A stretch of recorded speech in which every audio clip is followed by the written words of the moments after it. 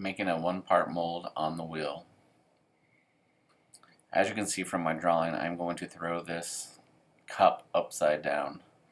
So how to do this, I am going to use a plastic bat, not a wooden bat, because we are going to cast directly onto this plastic bat. The clay that we are going to use is going to be either earthenware or porcelain, as it has no grog in it. And we want a nice smooth surface to cast.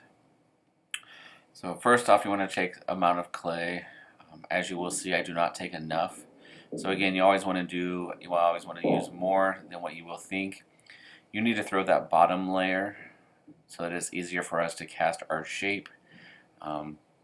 So again, really don't need to wedge this, as we're not really looking to throw this. We're just looking to mold, shape, model the form, our desired form from our sketch. I choose to not use the splash pan so I can show you, so everybody can watch. I would highly recommend the splash pan, otherwise you're going to get clay slip all over your pants and the floor. So currently I'm just doing the common wheel wedge. Again, I don't know why I'm doing that. It's just part of my comfort zone when I throw clay on the wheel. In my head, I kind of know what the diameter or the radius of my cup is that I want to do. Again, I want to throw it larger than what I really want, as it will shrink when we fire it in the kilns. So right now I'm just working to get that flat little patty that our cup can be put on. And again, as you can notice, I'm not going to have enough clay to complete the desired form that I am looking for. So what I will do is I will level that top, and I will grab more clay, as you will see, making sure that top surface is flat when I add the extra clay. It would be good to score that and then score the other part so it doesn't slide around.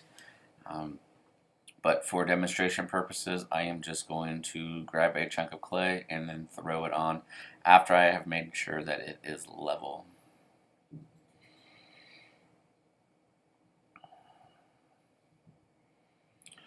You will probably do a better job than I will, but I am, again, just doing this for demonstration purposes. I would probably mold that square that's in my left hand of clay into a circular form before throwing it on there, just like that.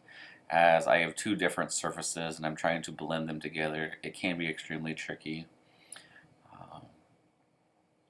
So again, now I have that bottom shelf of clay.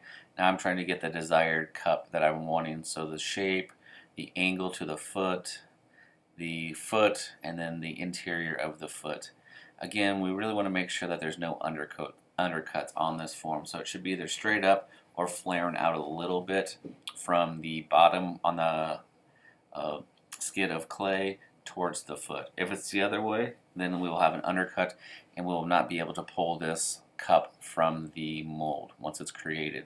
So you want to think of it as, if I was to pull, this clay straight up, would it latch or hit on a certain area? If it is, then we need to straighten up that area. Okay. So again, I am just trying to get the desired shape. We are using some really wet clay, so it is really tacky and sticky. What I would do is try to get a desired form of what you like, and then you can always let it set up, leather hard a little bit, and come back and trim the form or the shape that you were wanting. If we try to trim it now, all of the clay chunks will just trim off and then adhere, stick to the piece, and come around again. So you're going to make more of a mess than if you were to let it set up. So as you can see, I've kind of got the width, the diameter of what I want for the cup. I'm working on that angle to the foot. As you can see, kind of sped up the video. It's still rough right now, but I have a close to desired effect of what I really want. I will clean it up before casting it, and you'll see that. But next we're going to take flashing. So what I have in my left hand is flashing. Be very careful with it. It is extremely sharp. We want to use the whole roll. We do not want to cut it. So please leave it as is. The more circular rotations and thickness of the flashing will help keep our circular shape. So again, I'm going to cut this. It's going to like slinky on me too, and then I want to find the desired shape. So you can't see this right now, but what I'm doing is I'm cutting off the little tape that's around it, as you can see, the red tape, and it's going to expand like a slinky, making sure my fingers are out of the way so that it doesn't cut me. I have had it cut me before, so just be very careful. It has a lot of tension to it, as it has been sitting in the shelves for a while. So again, just be careful. Once I cut it, so you can see, I can look for the desired effect. If it needs to be bigger, I will make it bigger. Just set it on the floor and let it uncoil by itself.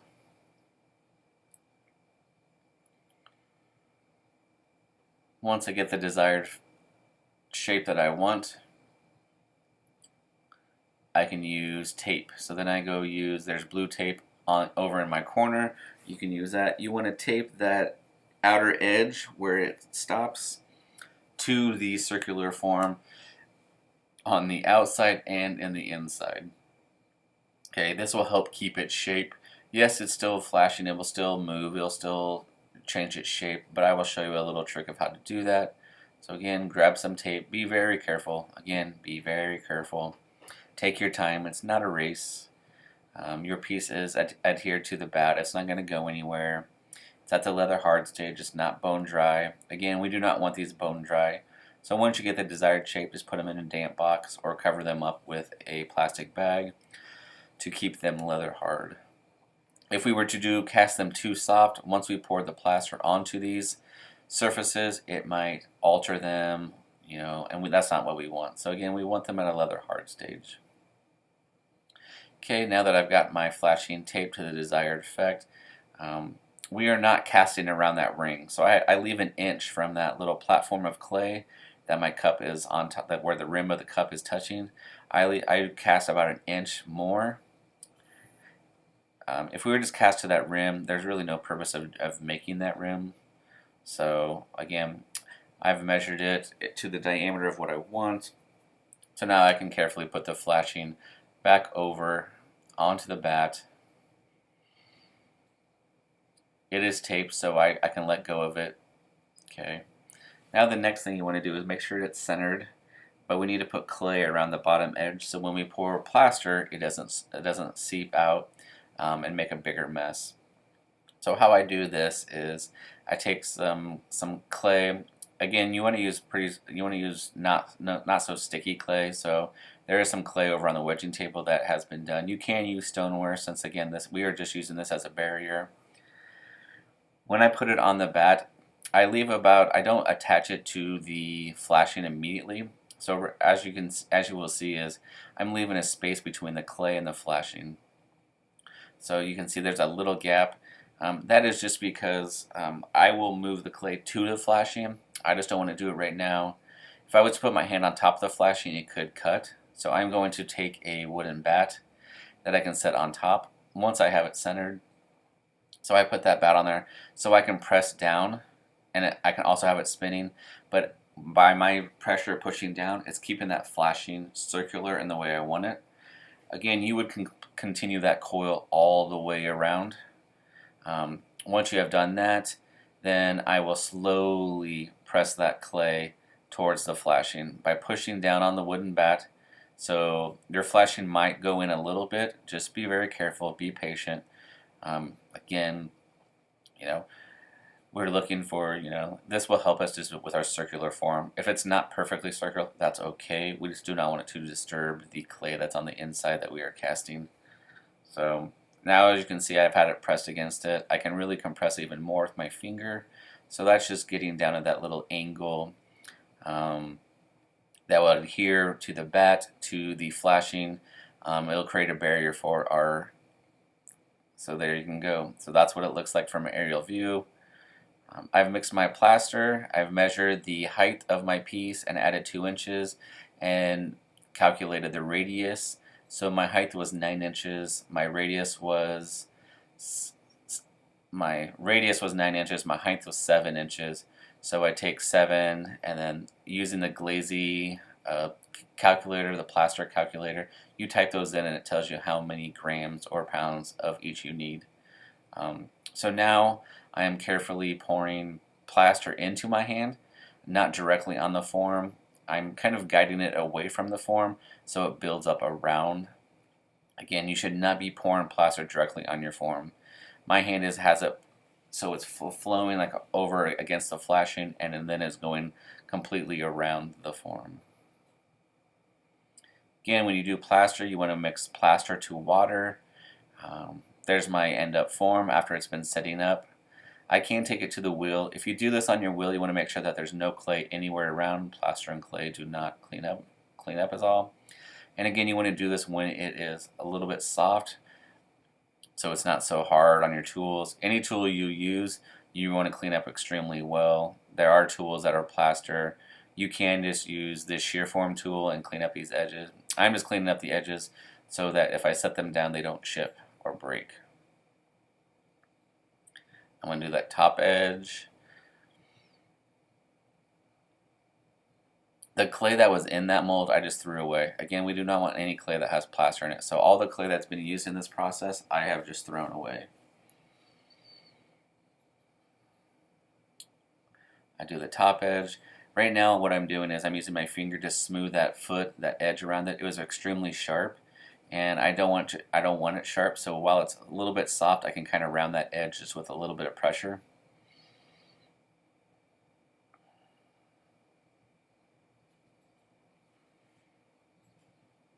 Clean that off.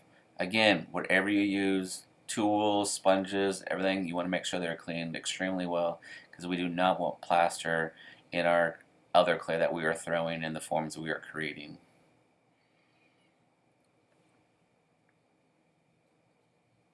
I am doing this on the wheel. Again, you don't have to. We can just use the shear form tools. Make sure you put a wooden board across the trash can and do it that way on top, over the trash, so that everything goes into the trash can and not on the floor. Again, plaster and clay do not mix, so we want to do it. Take as much caution and care as we can with this process. Once that is done, we will put it in the damp room so that they can dry, so that we can use them. We usually turn the fans on them and let them sit overnight, probably 2 days before we can use them. We will be using cone 5 and cone 04 casting slip.